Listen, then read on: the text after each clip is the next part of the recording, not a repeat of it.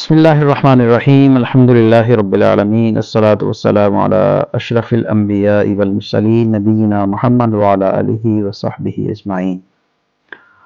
آج ہم جس ٹاپک پہ بات کریں گے وہ ہے استغفار کا اثر۔ استغفار صرف گناہوں کی بخشش کا ذریعہ ہی نہیں ہوتا، بلکہ استغفار انسان کے لیے باعث رحمت، باعث سکون کا دروازہ ہوتا ہے۔ جب انسان کا دل بوجھل ہو تو اس کو یہ دعا کثرت سے پڑھنی چاہیے، استغفر اللہ ربی من کل ذنب واتوب الیہ۔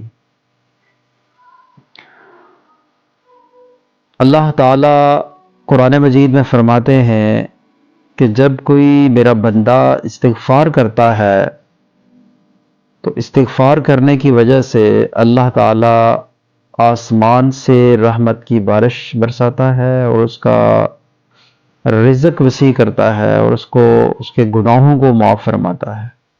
تو ہمیں چاہیے ہم اپنی زندگی میں استغفار کی کثرت کریں، ہم ہر وقت جو ہے وہ اللہ کو یاد کریں، اس کے آگے گڑ گڑائیں۔